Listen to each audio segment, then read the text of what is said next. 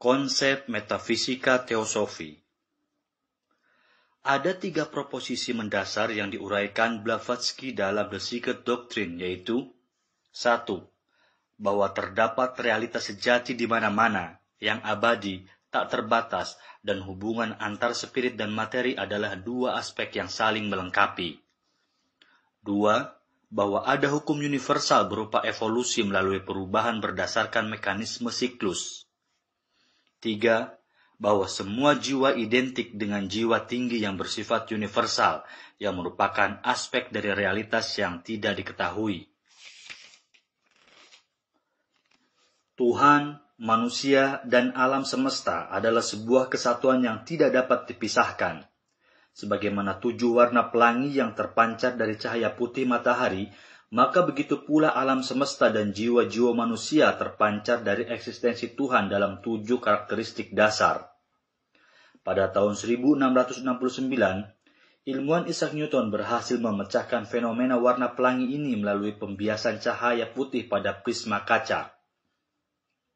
Dengan demikian, kaum teosofi juga meyakini adanya 7 dimensi alam semesta, 7 wahana badan dan kesadaran manusia, dan 7 karakteristik sinar atau jiwa manusia. 7 dimensi alam semesta dalam teosofi adalah 1. Dimensi ilahiyah, 2. Dimensi monadia, 3. Dimensi rohania, 4. Dimensi intuisional, 5. Dimensi mental, 6. Dimensi astral, dan 7. Dimensi fisik. Tiap alam atau dimensi tadi masih bisa dibagi lagi ke dalam 7 subalam atau 7 subdimensi. Misal untuk dimensi fisik yang terdiri dari partikel padat, cair, gas, ateris, subateris, atomis, dan subatomis. Begitu juga dengan lapisan alam astral yang terdiri dari 7 subalam astral, yaitu subalam astral pertama sampai subalam astral ke-7. Begitu pula dengan dimensi yang lainnya. Dan karena terdapat 7 dimensi tadi, maka begitu pula manusia juga terdiri dari 7 dimensi eksistensi, yaitu 1. Badan dan kesadaran ilahiyah, 2. Badan dan kesadaran monadia, 3. Badan dan kesadaran rohania, 4. Badan dan kesadaran intuisional, 5. Badan dan kesadaran mental, 6. Badan dan kesadaran astral, dan 7. Badan dan kesadaran fisik. Meskipun ketujuh wahana ini ada pada setiap manusia, tapi kebanyakan manusia hanya mampu menyadari badan dan kesadaran fisiknya saja. Orang yang mampu menyadari badan dan kesadaran astralnya seringkali disebut sebagai paranormal, karena dia mampu melihat dan berkomunikasi dengan berbagai bentuk kehidupan halus di alam astral. Sedangkan orang yang mampu menyadari wahana badan dan kesadaran mentalnya seringkali disebut sebagai orang suci karena dia mampu berkomunikasi dengan para makhluk di dimensi mental seperti para malaikat atau dewa, serta mampu mengunjungi berbagai alam surga. Adapun wahana intuisional, rohania, monadiah, dan ilahiyah adalah tingkatan yang sangat tinggi dan halus yang hanya segelintir orang saja yang mampu menyadari keberadaannya. Jiwa setiap manusia terpancar dari jiwa ilahi, dan masing-masing manusia juga memiliki karakter jiwa yang berbeda sesuai dengan sinar jiwa atau ray of soul. Sebagaimana 7 warna pelangi yang terpancar dari cahaya putih matahari yang dibiaskan oleh titik-titik air sehabis hujan. Inilah yang kadang dinamakan sebagai bakat atau panggilan jiwa. Adapun ketujuh sinar jiwa yang menjadi karakter dasar yang unik dan khas bagi masing-masing jiwa adalah 1. Sinar pertama, yakni merah. Daya kehendak dan kekuasaan, misal seperti yang dimiliki oleh para pemimpin politik, militer maupun bisnis seperti Hitler dan Napoleon. 2. Sinar kedua, oranye, kasih dan kebijaksanaan. Misal seperti yang dimiliki oleh para orang bijak seperti Socrates dan Dalai Lama. 3. Sinar ketiga, hijau, kecerdasan aktif. Misal seperti yang dimiliki oleh para cendekiawan atau ilmuwan seperti Aristoteles dan Einstein. 4. Sinar keempat, kuning, yakni harmoni dan keindahan, misal seperti yang dimiliki oleh para seniman seperti Da Vinci dan Beethoven. 5. Sinar kelima, biru, pengetahuan konkret, misal seperti yang dimiliki oleh para inovator dan penemu seperti Galileo dan Thomas Edison. 6. Sinar keenam, ungu, idealisme abstrak dan pengabdian, misal seperti yang dimiliki oleh para pejuang kemanusiaan dan pelayan agama seperti Martin Luther King dan San Agustine. 7. Sinar ketujuh, violet, kekuatan psikis, ritual dan upacara, misal seperti yang dimiliki oleh para ahli mistik dan pewaskita. Teosofi juga mengenal ajaran mengenai 7 ras akar yang masing-masing terbagi lagi dalam 7 subras akar sebagai kemanusiaan yang mendiami planet bumi selama periode kehidupan evolusi bumi yang terdiri dari 1. Ras akar pertama, mulai hidup di zaman Eocene sekitar 50 juta tahun yang lalu, di mana pra-manusia saat itu belum berwujud fisik, melainkan masih berupa makhluk eteris yang melayang-layang di atas permukaan bumi yang masih sangat panas. Saat itu bumi masih penuh dengan berbagai kondisi alam yang belum stabil dan penuh dengan bencana. 2. Ras akar kedua, mulai hidup di zaman Oligocene sekitar 30 juta tahun yang lalu, yang mendiami sebelah selatan daerah kutub yang disebut sebagai Hyperborea. Saat itu manusia masih berada dalam tahap evolusi eteris padat. Sisa dari daratan Hyperborea saat ini membentuk daerah Greenland, Kamchatka, Asia Utara, Swedia, Norwegia, dan Kepulauan Britania. 3. Ras akar ketiga, mulai hidup sekitar 18 juta tahun yang lalu, yang sudah memiliki bentuk tubuh fisik berupa raksasa dengan tinggi sekitar 12 kaki. Mereka menghuni daratan yang disebut sebagai Lemuria, yang sekarang terletak di Samudra Pasifik, yang dahulunya adalah daratan yang membentang sampai Asia Selatan, Afrika Timur, Madagaskar, dan Australia. Fosil manusia Jawa termasuk dalam kelompok ini. Mungkin ini juga yang disebut sebagai legenda para raksasa atau Asura dalam kisah-kisah di India. Ras Negro, Negrito, Negroid, dan kelompok suku bangsa primitif dianggap sebagai sisa-sisa dari ras ketiga ini. Ras ketiga berada dalam fase atau proses pembelajaran dengan tubuh fisik sehingga mereka memiliki tubuh fisik yang kuat dengan kemampuan fisik yang menonjol. 4. Ras akar keempat, mulai hidup di zaman Pliocene, 7,5 juta tahun yang lalu. Pada akhir zaman Lemuria muncul suatu daratan baru sebagai efek dari pergerakan bumi berupa daratan yang mencakup Amerika Barat dan Utara, Himalaya, Alpen, dan Andes, yang kemudian disebut sebagai daratan Atlantis yang kemudian tenggelam di bawah Samudra Atlantik sekitar 80 juta tahun, yang mencapai puncaknya dengan tenggelamnya Poseidonis pada sekitar tahun 9564 sebelum Masehi.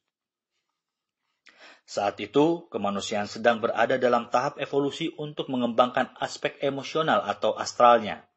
Saat itu juga terlahir peradaban besar yang disebut sebagai peradaban Atlantis. Peradaban Toltec adalah subras ketiga dari ras Atlantis ini. Peradaban Mesir Purba, Peru, Inka, dan Aztec juga merupakan bagian dari masa ini. Saat terjadi bencana hebat, sebagian dari ras Atlantis selamat dan akan menjadi nenek moyang dari ras manusia yang berikutnya. Saat ini masih banyak terdapat keturunan dari ras keempat ini yang tinggal di bumi, antara lain orang-orang Lapland, orang Patagonia di Brazil, orang Indian Amerika Utara, suku Indian Maya, Toltec dan Quitas, orang Turanian yang menurunkan kaum pribumi dan Cina, orang Atlantik Semite, Kabile dan Yahudi Purba, orang Akadian, Phoenician di Laut Mediterania,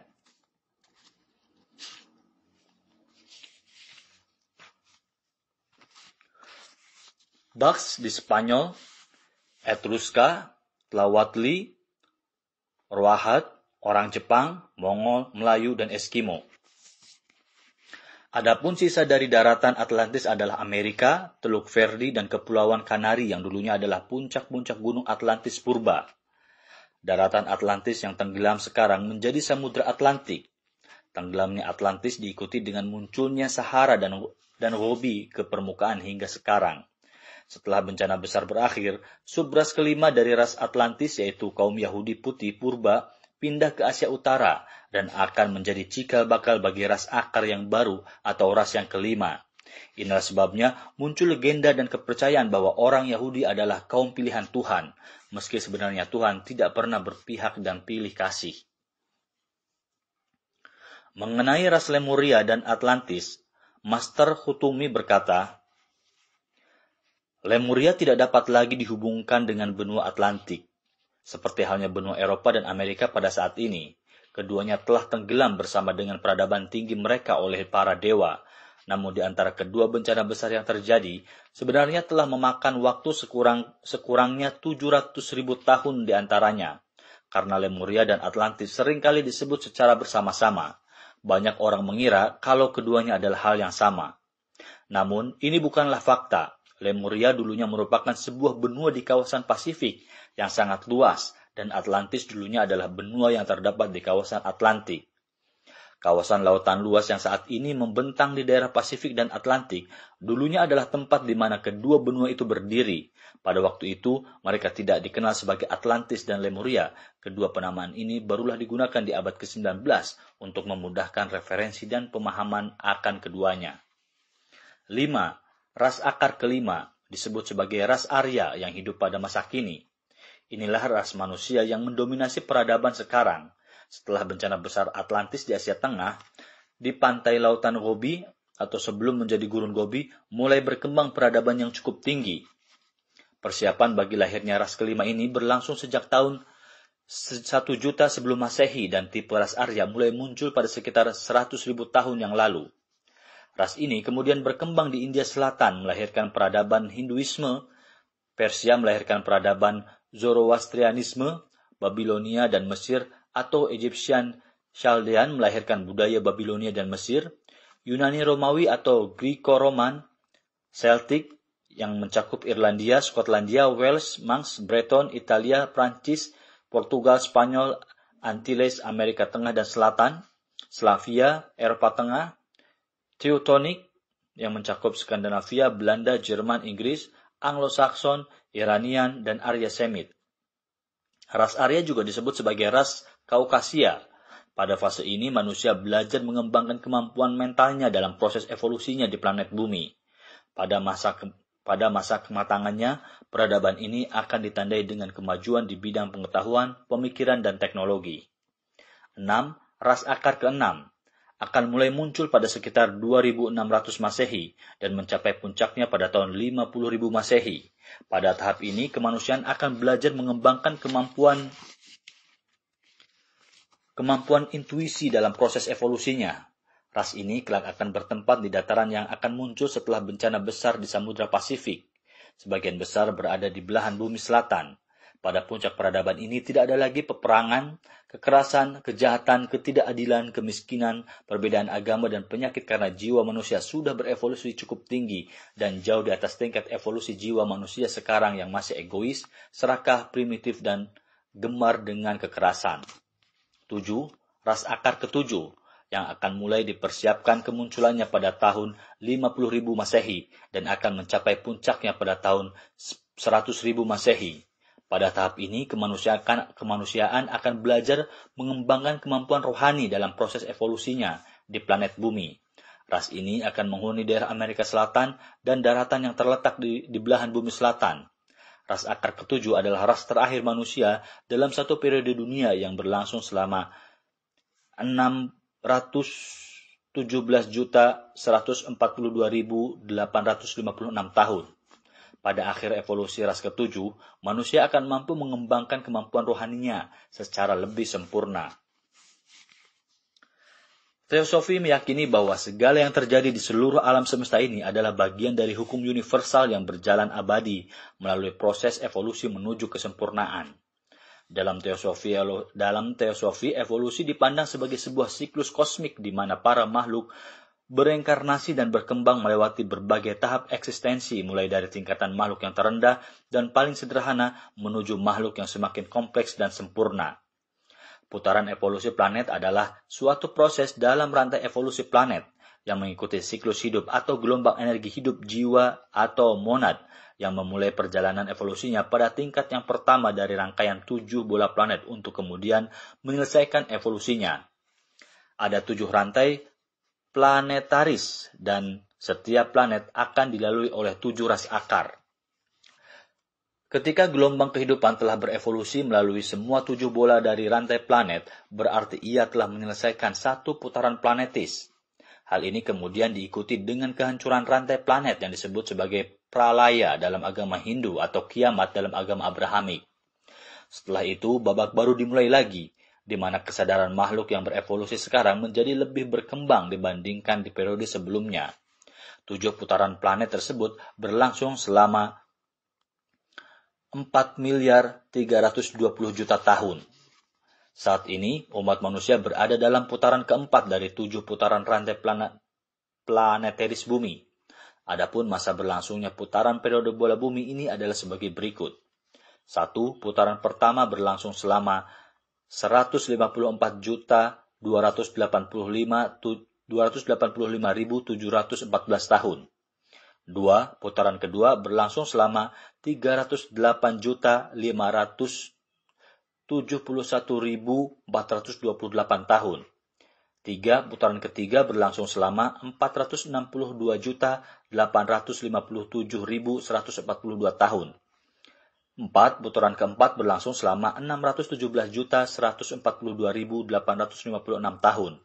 5. Putaran kelima berlangsung selama 771.428.570 tahun.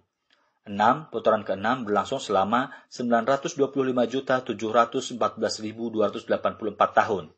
Dan terakhir putaran ke-7 berlangsung selama 1.079.999.998 tahun. Saat ini, evolusi kemanusiaan kita sedang berada pada putaran keempat dari 7 putaran rantai planetaris. Putaran keempat ini juga masih dibagi lagi dalam 2 periode, yaitu 308.571.424 tahun masa aktif dan 308.571.424 tahun masa pasif, yakni setelah kiamat. Adapun masa aktif evolusi putaran keempat juga masih dibagi lagi dalam 7 evolusi bola planet yang terdiri dari 1.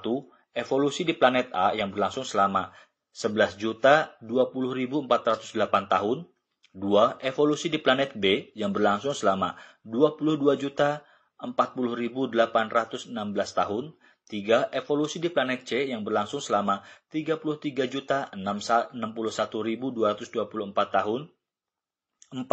Evolusi di planet D, yakni bumi yang berlangsung selama 44 tahun 44.081.632 tahun.